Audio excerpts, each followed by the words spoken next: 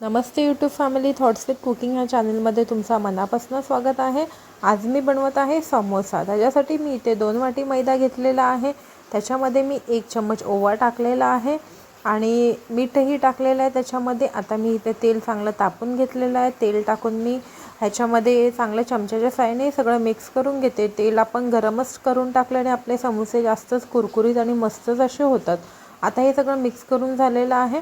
आता ह्याच्यामध्ये जेवढं पाणी लागेल तेवढं मी ह्याचा एक घट्टसारखा असा डो तयार करून घेते। हे पीठ चांगलं मी मळून घेते। पीठ मळल्यानंतर मी याला 15 ते 20 मिनटं रेस्टसाठी ठेवते। इथे माझं पीठ मळून झालेलं आहे। आता मी समोसाचा मसाला इथे रेडी करते।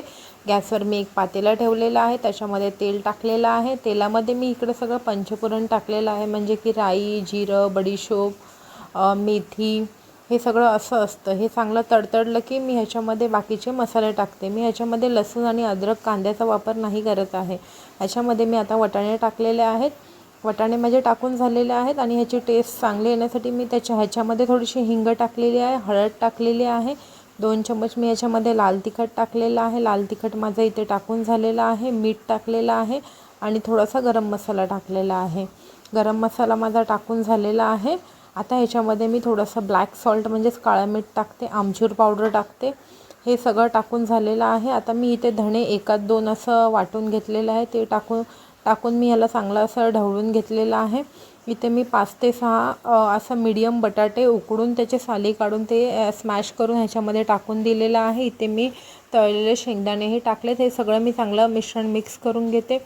मिक्स करून झाल्यानंतर 15 मिनटानंतर मी जो पिठाचा डो तयार केला त्याचा एक गोळा बनवून घेते आणि मी समोसे बनवायला इथे सुरुवात करते। मी ह्या पिठाच्या गोळ्याला थोडंसं हलकंसं लाटून घेतलेलं आहे आणि आता ह्याला चाकूच्या साहाय्याने 1-2 कट मारून घेते। बघू शकता मी समोसाला शेप कशी देते। सर्वात आधी अशी घडी घाला आणि त्याच्यामध्ये मसाला भरून एकदम प्रेस करा। ह्याला थोडंसं पाणी लावा, कारण तळताना आपले समोसे तुटण्याचे चान्सेस नसतात।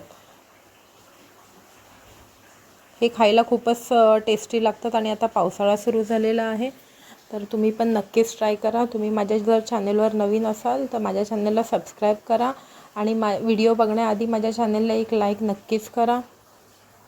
आता ह्या समोसामध्ये मी मसाला भरते आणि ह्या हाताच्या साहाय्याने ह्याला मस्त असं प्रेस करून घेते।